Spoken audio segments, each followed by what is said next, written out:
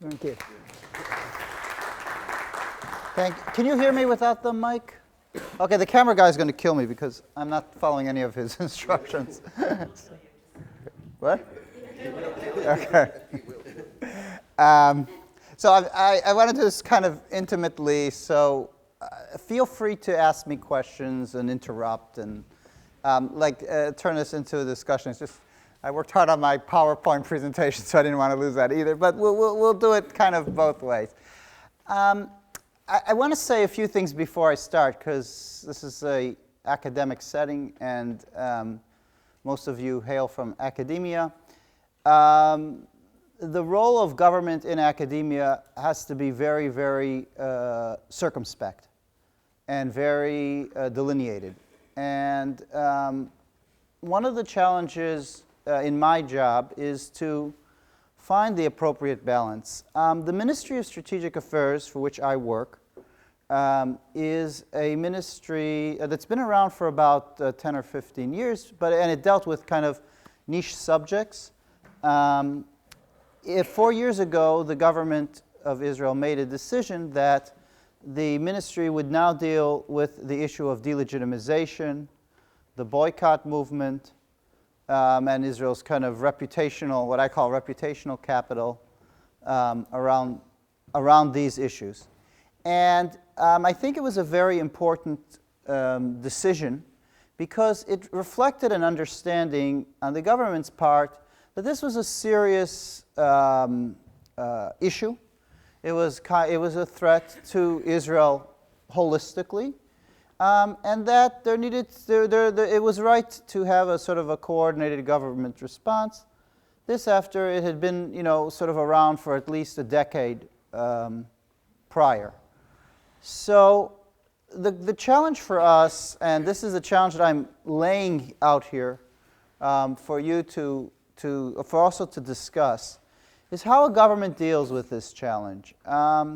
Unfortunately, Israel is a country that often is at the forefront of a lot of challenges that other countries haven't faced prior. Urban warfare would be one of them. How do you deal with terrorism would be also in that category. And this is the first time, I think, that there is a wholesale civil society, international effort to delegitimize a country. And again, the goal here isn't as we see it. And again, I'm just laying this out as we see it, my colleagues and I and the government sees it. And please, this is not gospel or Torah Moshe Sinai. Torah brought down from Moses from Sinai. It's just a thought.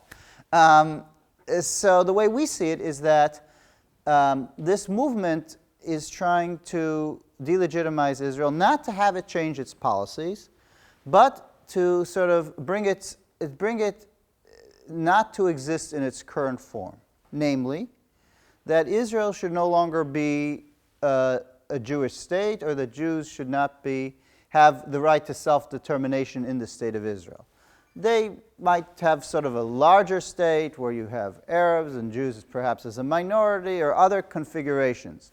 But the state of Israel as it exists today, defined as the nation state of the Jewish people, that is inherent part of the DNA of the country. And this movement that is 15 years old in its current form is trying to undermine it. So it's not sort of as we see it. And I'll go into this a little bit more because it bears a little bit of parsing. But as we see it, this is not an effort to foment political change. It is an effort to undermine the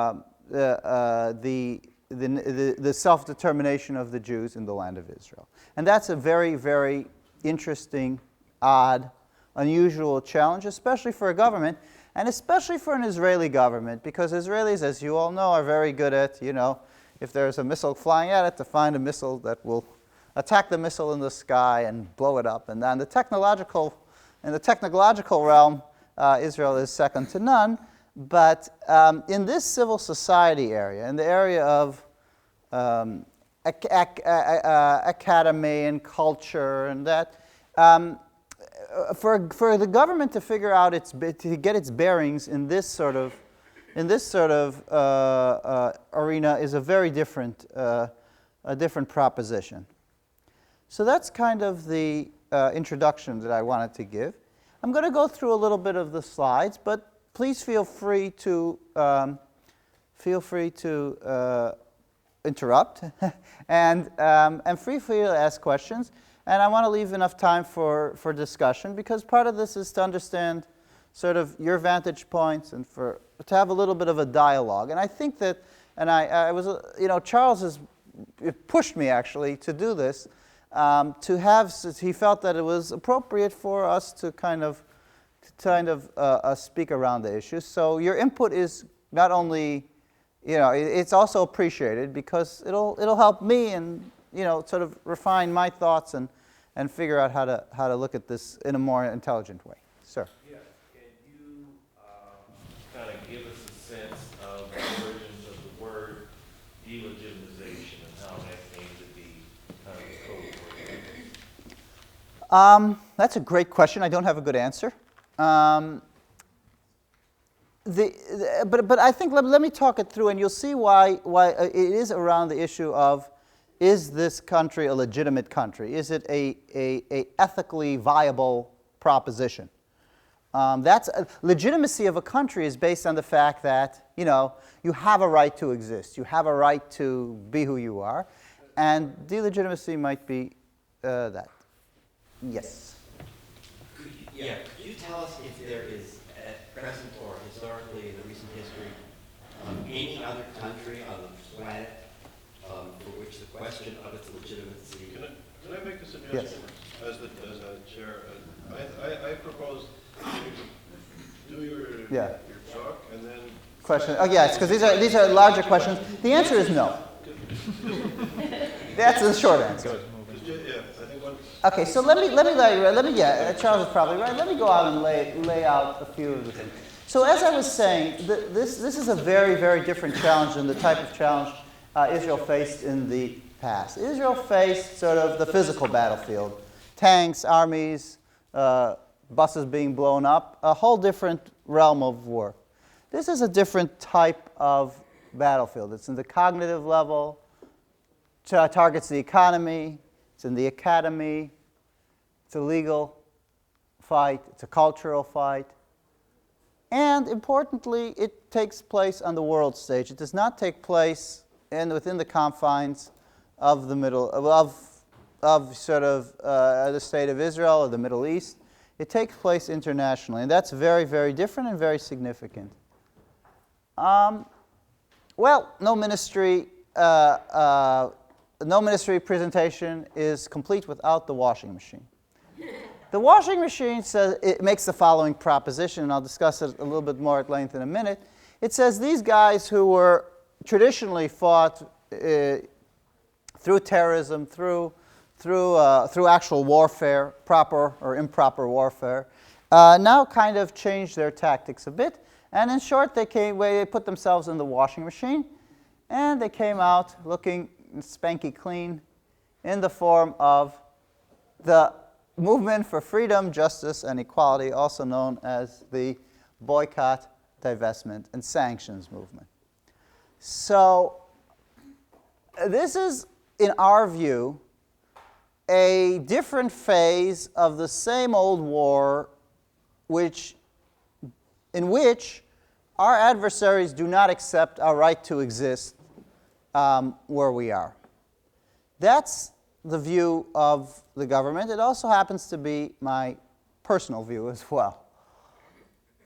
And the reason we say that is because this is the official definition on their website of what the BDS movement is, and it all sounds fair and good. But if you look in the details, then you'll see that, well, it requires the right of return of every single Palestinian anywhere in Israel. So the whole of 48-67.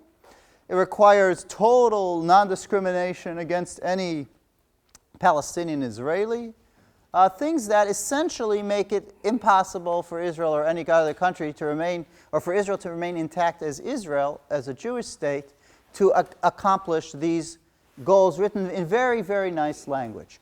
But the thing that I want to really bring your attention to, and this is some of the argument, is around the quote of the guy who founded the BDS movement, Omar Barghouti, very, very intelligent guy. And he says the following, and he says it very clearly, that a Jewish state in Palestine in any shape or form, okay, wherever, whatever the borders are, cannot but contravene the basic rights of the indigenous Palestinian population. Definitely, most definitely, we oppose a state in any part of Palestine. And from there I say, and this is the argument that I'm trying to present here, is that this is a challenge to the existence of the State of Israel in its current form. Now, here's the rub. It's what I call a case of intentional ambiguity. And by the way, and I'll say this off the record, well, this whole thing is off the record, but I'll say also that the government of Israel does no service in unmasking this ambiguity. It's for its own reasons, also is party to this ambiguity, and that's to its detriment, in my opinion. There are two types of people that sympathize with or are members of the BDS movement, or believe that this effort to boycott Israel, to assail its legitimacy, is a good idea. One group belongs to a school of thought which says a boycott is a legitimate lever of pressure in civil society on a government to change its policies. And there you have a lot of Jewish people saying, you know what, the situation in the West Bank is problematic. I think a boycott is a reasonable option. And some of you, and you know, that's one proposition. And that is a proposition that can be discussed. But there's another group, and this second group is the core of the BDS movement, and that's why we have such a problem with it.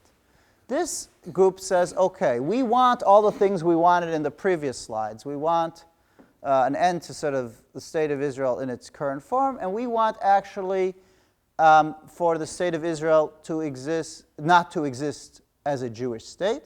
And we're going to start at its weakest, sort of at its Achilles heel, and we're going to say, look, let's start by boycotting the occupation. But what they really have in mind is to totally undermine the Israeli economy. For example, you don't boycott the occupation by trying to boycott Israel's banking system. Because Israel's banking system, in addition to having some ATMs across the Green Line, Israel's banking system is part of a fundamental of its economy. So they're very clever, and they say, okay, we're just against this sort of policy, but in the background, it's really much more severe. So they want to boycott, and they have made great efforts to boycott Israel's banking system, Israel's electric company, Israel's water company. These are not people that want to create civic change. These are not people that are participants to a political debate. These are people who really want to undermine the state. Now, what they've done intelligently is to co-opt the first group into their core group, and therefore, what has happened is that well-intentioned people say, well, you know, I don't like Israel's policies, but I don't like Israel's policies, so boycott sounds right to me, but they don't appreciate, perhaps, that behind the boycotters is a philosophy that says Israel cannot exist at all as a Jewish state. Which brings us to everything is distilled into one question, and this is my view, and it's also the ministry's view, and this is something that I've come up with over really the last decade of thinking about it, and this goes beyond the issue of delegitimization. This goes to the heart of the conflict, in my view, relating to Israel and the Palestinian issue and the Arab world at large. And the question is this: does Israel of today have the right to exist as the nation state of the Jewish people? Or, in other words, do Jews have the right to self-determination in Israel, or in whatever, in that area? And the Palestinian leadership, the answer is no. Abu Mazen cannot bring himself to say yes to that question. And I don't think any political Arab leader, political Palestinian leader, and to a great extent political Arab leader, can answer that question in an affirmative. And when you can't answer, when you can't say that the country that I want to make peace with, or that has the right to exist in its, as it defines itself, then there's a problem. And in my view, the whole issue, everything you guys are dealing with or not dealing with in your various capacities, in the academic world, as students, all boils down to this very, very fundamental question. That's everything. That's, you know, the conflict down to a single atom. In my view. And once the answer to this is yes, in my view, and this is speaking largely, and it's my personal view, there can be peace. And as long as the answer to this is no comment or no, then the answer is there cannot be final reconciliation. There could be other things, but a final peace is going to be very difficult. Unless Israel decides to give up its identity is what it is. But in the current status, this is the problem. And certainly, this is why Israel has a very, very big problem with the BDS movement. So that begets the very important question, which I want to put on this table, and in my view, as Director of Academic Affairs, is a critical question to be asking. What is the relationship between Israel and anti-Semitism? Now, I'm not offering any answer, but I really want to put that question on the table, and I think what's critical is for everyone here who is in an academic context to put that question on the table. Yes, no, something, nothing, that's the question. Does the Jewish state have the right to exist? And is there a relationship between Israel and anti-Semitism? Obviously, anti-Zionism, anti-Semitism has been a big topic. Recently, it's at the heart of the civic discussion now, so it's a really important thing. And the answer is there is an overlap according to the definitions of anti-Semitism. This is the most important, this is the leading one, as you know, the IRA, International Holocaust Remembrance Alliance definition. It includes aspects in which denying the Jews the right to self-determination or certain rhetoric vis-a-vis the Jewish state is in fact anti-Semitic. The State Department definition is also very similar. And the one that, by the way, this has been the stance of the EU for nearly 2 decades. The definition that preceded the IRA definition, the EU Monitoring Group on Racism and Xenophobia, has a very similar, the definition of the IRA definition, the current definition was built off of that. So there is very much consensus in not only the academic world, not only among scholars dealing with anti-Semitism, but also in Europe on the government level, that this is a legitimate definition. In our view, there was a very important additional step in this clarification between the lines of when denying sort of the Jews the right to self-determination becomes anti-Semitic, and where does the boycott movement fall into it? I'm very loath to make the direct equation BDS movement equals anti-Semitism. It needs to be parsed a little bit better. And I think that this Bundestag resolution does a very good job of doing that, in the sense that it says 2 things. First of all, it says, in the second paragraph, the argumentation patterns and methods of the BDS movement are anti-Semitic. The calls for boycott remind us of Nazis. And by the way, I say, for better and for worse, the German people know a little bit more than most about what anti-Semitism is, and their sense for sniffing it out in advance is a little bit more attenuated than those people in countries where anti-Semitism doesn't have such a legacy. But the important point is also in the first sentence, which says that the comprehensive call for a boycott leads in its radicalization to a stigmatization of Israeli citizens and citizens of the Jewish faith as a whole. So if we want to unpack that for a minute, it's if you constantly and unfairly and unreasonably keep on blaming Israel and keep on insisting to pressure it and punish it, then what you're doing by extension is you are also stigmatizing individuals. And here's the important point. Anti-Semitism is usually thought of as something against individuals or Jews as a collective group, but it's very seldom thought of as anti-Semitism as against a country, because that makes a lot less sense and it's a lot less emotional. But what happens is when you have anti-Semitism against the Jewish state, then you're having a situation in which the Jews as individuals, be them members of the Jewish state or be them associated by default as in Jews around the world, also pay a price for that. And it's an unfair price and it's unethical. And so that's what the importance of this definition is. It's saying it's not only against the state of Israel, which is also not acceptable. It also patterns and argumentation methods are anti-Semitic, but it also has an effect on, let's say, a Jewish student on a U.S. campus.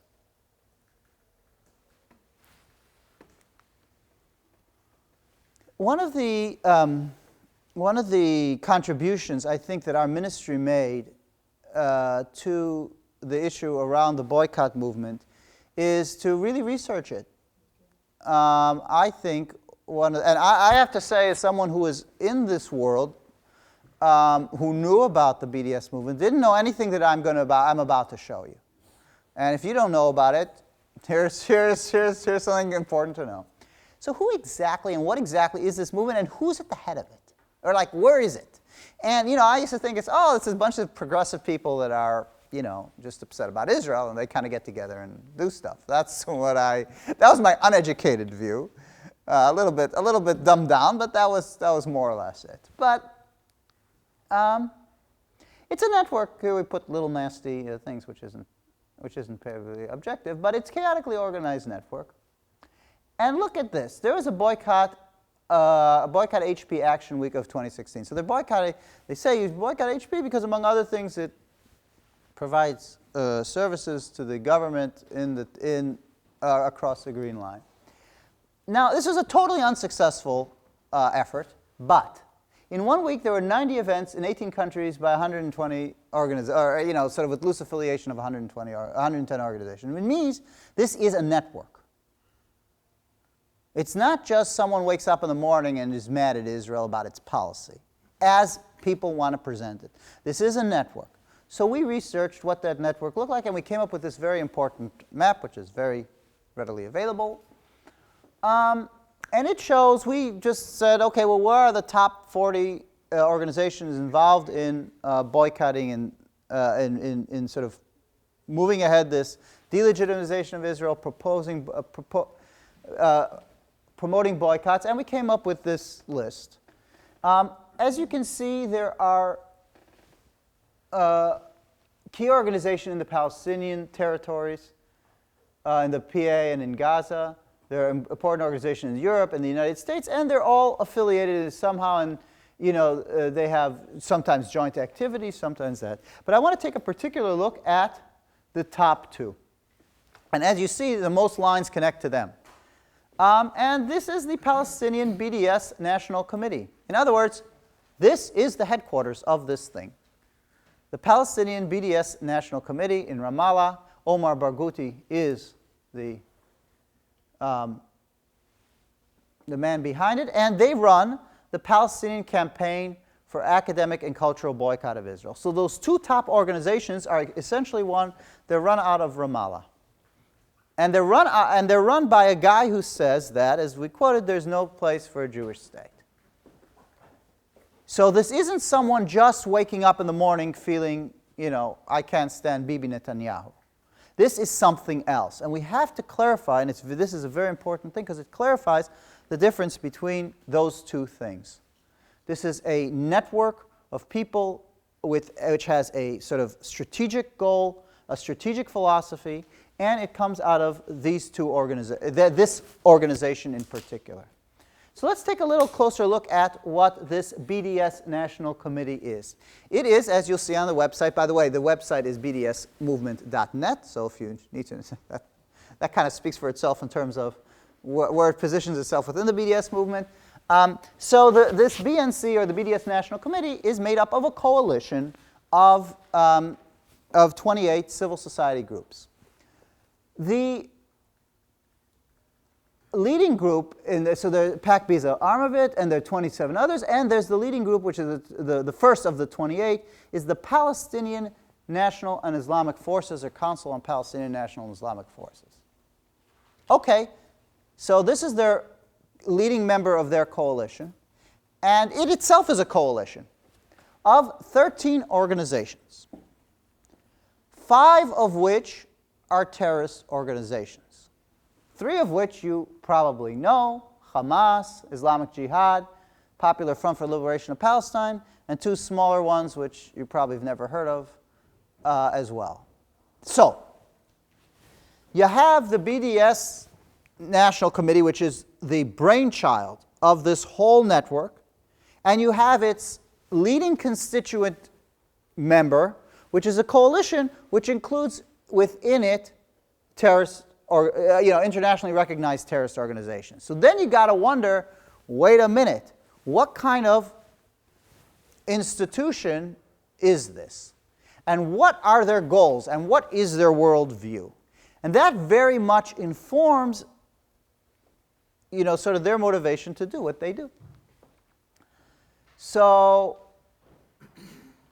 the question is, we as a ministry, what are we doing? And this I'm going to go through very quickly. But that's the movement. And it's well coordinated. It's across Europe, across the United States.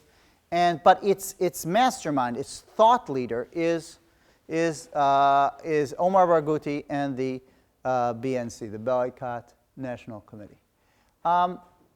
So our efforts, just so you understand how the government, we're looking at it, is in 3 areas. The first one is anti-Semitism, and that I discussed, because that leads to the big question: the Jewish state, is it legitimate? Is it okay to have a Jewish state? And if it's not, is that anti-Semitic? And also blatant anti-Semitism. There is blatant anti-Semitism within this movement, and we're working now on a report that's going to just show examples of that. Examples of blatant motifs, anti-Semitic motifs that are being used to characterize Israel, to characterize Jews. So that's one important area. The second area, and I've alluded to that in the fact that look who are the constituent members of the coalition, is the ties to terror. And the third area is funding to these movements. So just to go quickly through the ties to terror, these are leading members of the key, on that map of boycott of BDS organizations, these are leading members of those NGOs. So just take a look at them and take a look at their past, which they are sort of not quick to elaborate on.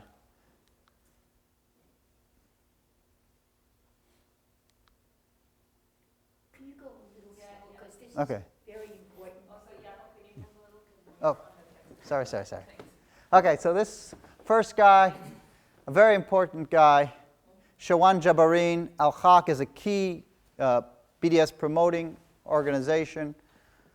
He has clear affiliation with PFLP. Are all of these pictures on this Okay. hashtag terrorist in suits? Exactly. So, for those of you who want more details, and I'm not going to hold up the discussion, there is this nice report. I have a hard copy here, and it's readily available online. I'm happy to give it to you. It's all detailed in here. And can you give us the website one more time? Yes, I'll give you everything at the end. Thank you. The bottom line is there are over 100 links between BDS promoting NGOs and terror organizations, and 30 people, like the ones we showed in the slides, 30 people who have past and present, who are past or in the present, actually affiliated, members of, activists within terror organizations who hold positions in these NGOs, the ones that were on the map of the BDS promoting organizations. So one of the things we're doing is trying to bring that information to light, also in these kind of forum, and also to see how that can affect the funding and the funding platforms that they use. Because if you have people with clear terrorist links, should they be allowed to fundraise?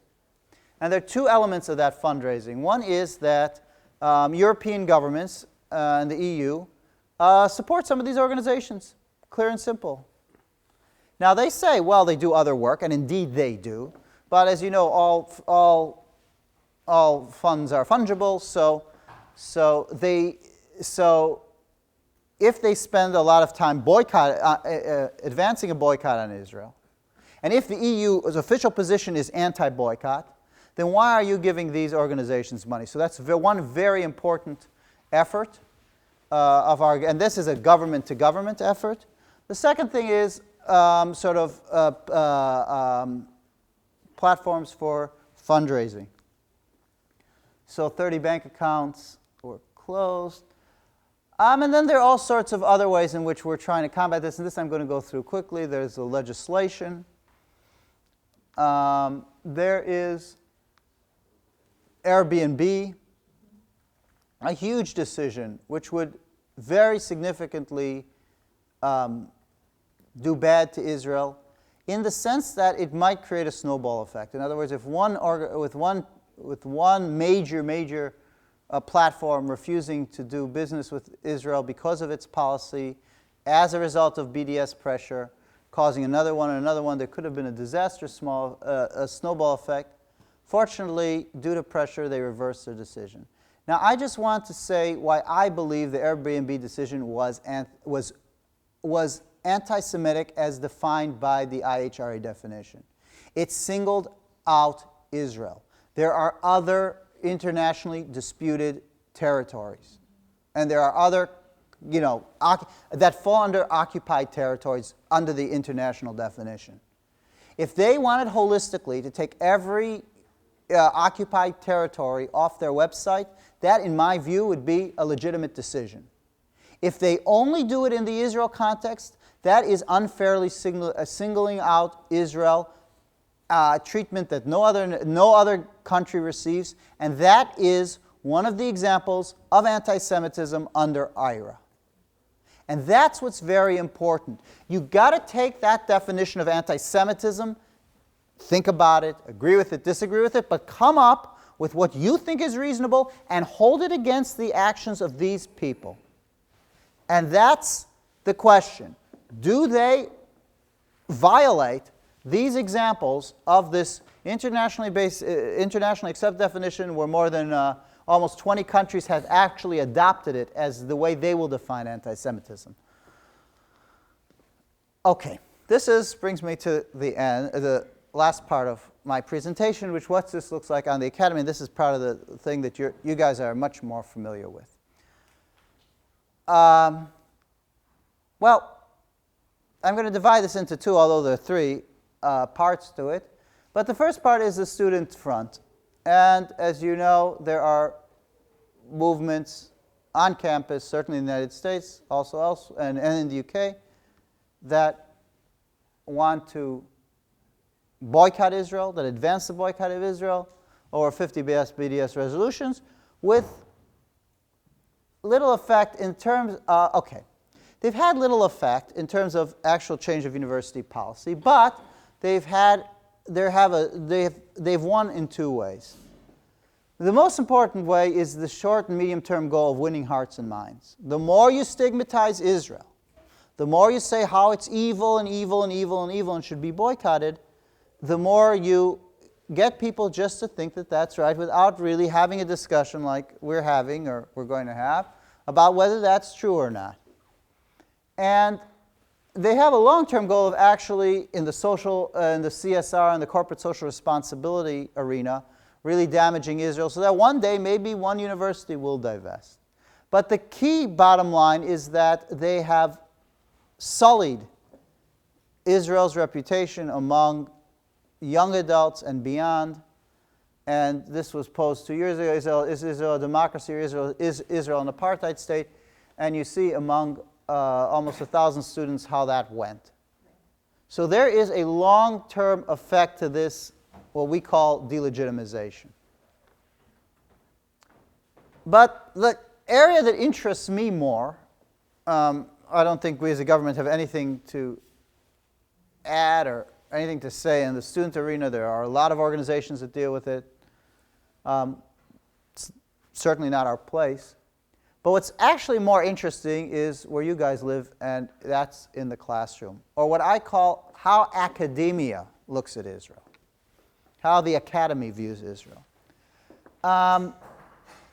And before, so we have to start with the caveat. Before there was BDS, before 2001 or 2005, there were academics, not a lot, but some who were, sorry to say it, anti-Semitic, and very virulently anti-Israel and anti-Zionist. They include Jews. You can be Jewish and anti-Semitic. It has happened. But that was a very, very, very small group. And that group, what I call, fostered the narrative of the original sin. And the original sin is Israel is a colonialist foreign power that has taken over lands that belongs to native Palestinians, and is therefore a priori, empirically, an illegitimate actor. Now, you cannot win that debate. If that's the starting point, and that's the issue of delegitimization, if that's the starting point, that Israel is an illegitimate entity, then, as I say in Hebrew, alo, like, you have no choice. You have no, what are you going to say? I'm not a rapist? So that's kind of sort of the situation that Israel finds itself in the academy. And that's very, very, very bad, because the academy influences the next generation of everyone, and especially of political leaders. So this is something that has been there for a long time and has become ingrained at this point to a point where this is what you're hearing in the classroom, and to a point where there is exactly one narrative on Israel. And anyone who dares say something else, or dares try to make it a little bit more nuanced, or dares tries to say, well, wait a minute, let's compare Israel's actions to another country, a Western European country, a neighboring Arab country. Once you try to break that, you are shut down. And I don't need to tell you that. You guys, each of you in your own experience, know what it is to be shut down on that topic. Now, of course, this being shut down and this illiberalization of the academy is well beyond, our forces well beyond Israel and well beyond anything related to Israel or anything. These are larger forces, but the academy has become very illiberal and very unopen to exactly its raison d'etre, which is academic, open, free discourse, and an exchange of differing ideas, not an exchange of the same idea. So I believe in the free market, and what I say is you got to break that monopoly. And this is a monopoly on thought, so it's the worst monopoly of all. So you got to break that monopoly. And breaking that monopoly, by the way, is a challenge to the academy which is well beyond the scope of anything we're discussing in this room. There should never be a monopoly on thought. There cannot be a monopoly on thought. Now, it also affects Israel, but it's well beyond Israel. And I think, and I call upon everyone who as like-minded, who thinks there is a monopoly on thought, to break that monopoly. And how do you do it? You do it by, you do it by presenting new ideas. You do it by presenting alternative narratives on whatever you think there is a monopoly on. Sort of like the prophets in the old days. You scream out. Now, it's got to be intellectually sound, and it's got to be reasonable, but put out new narratives. And a new narrative is not why Israel is a colonialist state. That's not a new narrative. That's defending the narrative, or fighting against the narrative. That's important, but it's also limited in its efficacy. Positing new narratives is the way to go. Now, on the screen is an example of a new narrative. And that's why I like this seminar so much. Because you're kind of like, under the radar, kind of like a group that's kind of against the big forces that are out there, kind of trying to get together.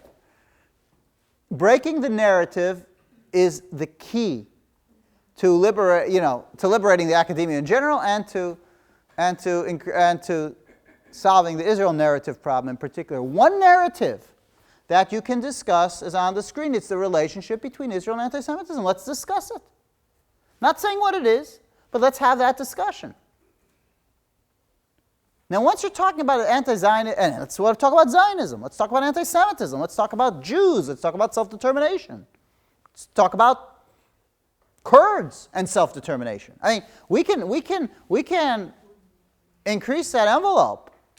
And Alevis and self-determination, and Copts and Egypt and self-determination. I mean, let's talk about it.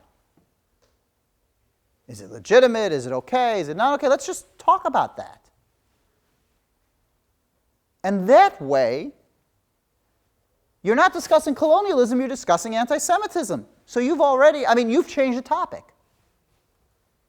And the key thing here is to change the topic, or to present alternative narratives.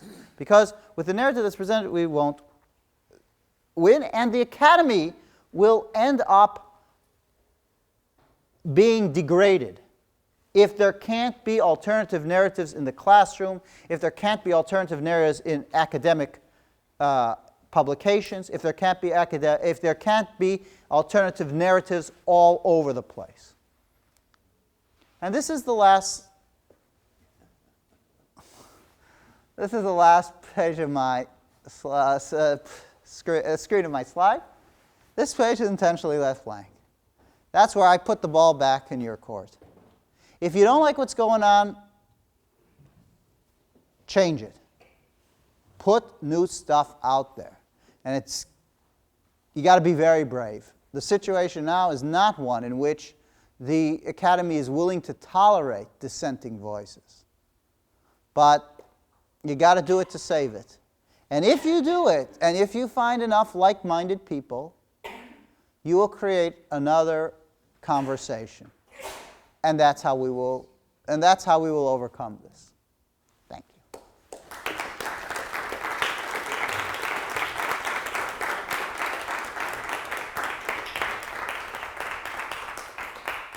I'm going to take the prerogative of asking the first question. So first of all, Jacob, thank you very much for your presentation. But I want to push you. So I think there's a tendency in liberal thought, I think in the Chicago School of Urban Sociology and kind of in liberalism, we're taught consciously and subconsciously to look at the victim for the solutions. So if African Americans were not integrating into U.S. society, the dominant perspective was to look at the problems in the African American society, not to look at the legacy and structures of racism. And all kinds of stereotypes and issues reinforces these problems. So Robert Park and Lewis Worth, the whole way that we perceive society was to look at the victims of segregation. If women were abused and raped, the judges in the judicial system would look, why was the woman there? What was she wearing? Why was she, we look at the victim for the solution of the crime or the problem. So in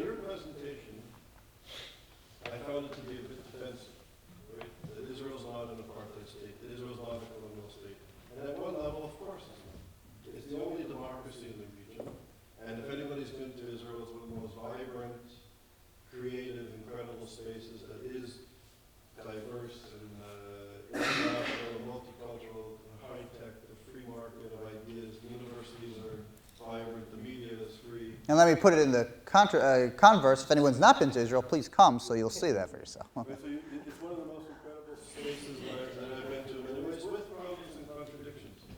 But I think at the same time, if we care about democratic principles, the BDS movement, what do they represent?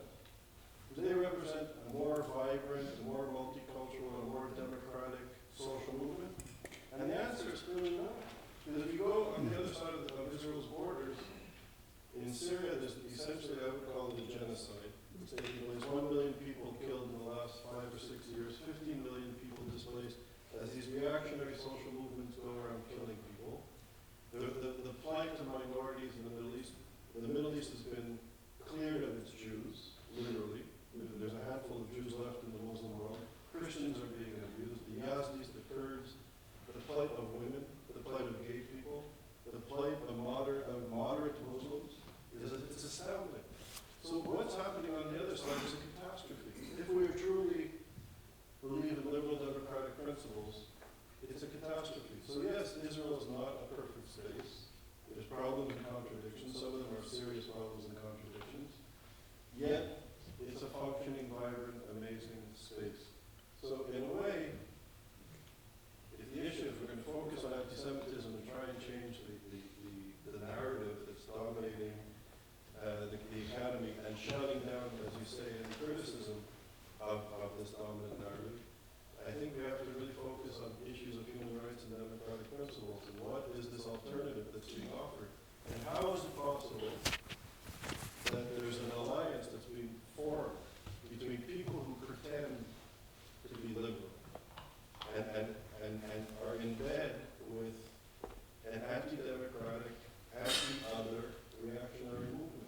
And this contradiction is profound. Anybody who parades themselves as being liberal and caring about human rights has to take serious consideration of what they are supporting and what's going on in the societies that this BDS movement is emanating from. So that's the challenge. Right, and I want to take you and up you one. Even let's look at what is the vision of the BDS movement? What is the vision of the people that are calling for a boycott? What does your Palestine look like? They don't talk about that. And that's, first of all, that's their problem. But it's a good question to ask, and it works off of what Charles is saying. I'm not even saying go as far as the neighboring countries. I'm saying go as far as your attacker. What do they have to offer? In the end of the day, after, the Jews are in the sea or whatever, and the state of Israel no longer exists and the flag is torn up, what does their state look? What does Palestine look like? What does it look like to people who aren't of different religions? What does it look like to minorities? What does it look like intellectually? What does it look like academically? What does it look like? What is your vision for Palestine? That's what I want to hear, because that's good. I want people. I mean, the problem with the terrorist groups and the problem with the BDS movement is they're about what's bad, about how to destroy, not how to build. And it's obviously easier to say, okay, Israel's bad. But okay, Israel's horrible. Israel's off the map. Now what? And that's why I think that's part of the narrative. That does kind of relate to the narrative in the sense that, what do you offer? What do you offer your people? What does it look like? Spend more time there. I mean, spend some time there. Keep on bashing Israel, but also, give a vision for something. Yes. We're actually basically just written one of my classes, so I'm hugely grateful for all your efforts on that. There seems to be a bit of an ISGAP tradition that we have 2 questions. So if I may ask you 2, they're quick questions. Firstly, I wondered if you could say something about Ireland, who I believe kind of adopted BDS kind of officially. Yes. And secondly, the university minister here in the UK has called on all British universities to adopt the IRA definition. Would you have any strategies or tips you could share for us to be successful with that? So the second question is about that's a wonderful thing. Joe Johnson started it. The current minister is continuing. It's very important. And I think the main argument around there is if you're against anti-Semitism, you've got to define it. Because you don't know, and that's, by the way, one of the pushes for the definition was, what is this? Okay, it has to do with Jews, but that's what? So when they sat down and when they tried to give it its attributes, this is what, scholars in 33 delegations of 33 countries, most of them European, came up with. So I think that one of the arguments is, look, if you're against this form of racism, then please define it. And there is definition. You don't have to look far. There are 3 of them.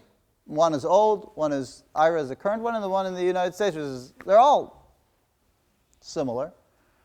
And if you want, as let's say the British Labour Party wanted, to just excise half of the definition because it has to do with a certain state that you don't have particularly fondness to, then you got to say, well, why? What's the matter here? What's the matter with self-determination? What's the matter with saying it's not fair to hold one state to another, a standard that you hold no other states to? Why is it okay to say that these policies are Nazis in the absence of saying, 5 other countries are Nazi too? So those are the parts of the definition, and let's take it apart and let's discuss it. And I think that that's where the classroom, that's an alternative narrative for the classroom. Let's discuss it. Let's take this apart, So that's that. In terms of the Ireland definition, this is what happens when BDS meets anti-Semitism. And, that's Ireland. That's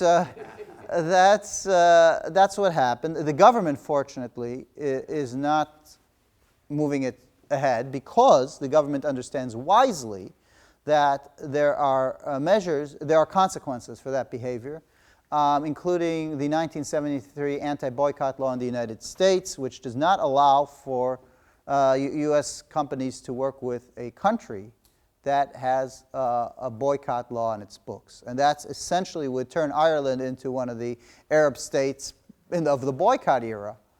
And that's very problematic. It's also problematic, like, why would you want to be there? But that's a different question. But in a legal respect, it's very problematic. And the government, which is a little bit more, that knows about it. But I think that, you got to just start talking about stuff and unpacking it. That's the only way to solve the problem. Yeah. I want to relate to both what you said and the question that was asked here about the delegitimization. I'm sure a lot of people here are familiar, and I'm reading from notes that I wrote during, because I feel it's important to put a big question mark on that. So people are familiar with the Overton window, and just in one sentence, it's a media technique to, you want to take something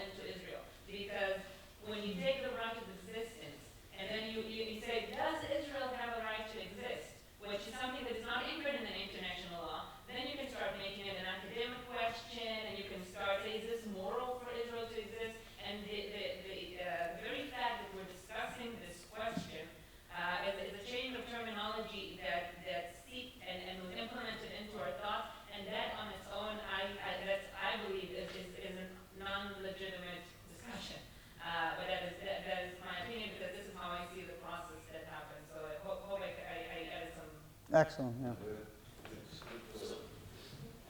Thank you very much for the presentation, and thank you for the work that you do. Thank you very much for the work that you do. And it showed that there were these networks between BDS and terrorist organizations. There's also a very interesting networks between intellectual ideas, and there's some kind of interesting, I've yet to work it out, I've struggled with it for years, but there's some kind of network between some postmodernist, post-truth, post-rational ideation and the BDS movement and the anti-Israel movement. In fact, in my more conspiratorial moments, I believe that sort of postmodernism was invented in order to create an intellectual atmosphere that is amenable to sort of anti-Zionism and anti-Semitism. And what I mean by this is that unfortunately I think a lot of the rational discussions that you're talking about are rejected themselves. And so right now what we hear is that rational discourse is a colonial trick to keep you from the revolution. So that even rational discourse, and I think it has to be, because of course, just as this movement can't win on the battleground, it actually can't win in the battleground of rationality, and therefore rationality itself is attacked. And I'm wondering how you get past that. Well, that's not a problem, that's a problem much larger than this room, but it's a very interesting way of putting it. This is a rational presentation. I apologize. It's a little bit passé, I know, it's old school. But if the academy, and this is why I'm speaking to sort of the academy, if the academy decides that it's going to forego rationality as the sort of the cornerstone on which it's based, that's a problem much larger than anything else, and it's worth thinking about. Even the point that I made, this profound contradiction between people who claim to be progressive, who have an alliance with people who are anti-democracy and want to subjugate citizenship, basic notions of equality under the law. It's irrational. Okay, I would like some hard skeptical questions. Anybody have a hard skeptical question? Okay. So, do the progressives understand what has just been presented? I'm asking. That's a good. Do they understand or do they listen? I consider myself to be progressive.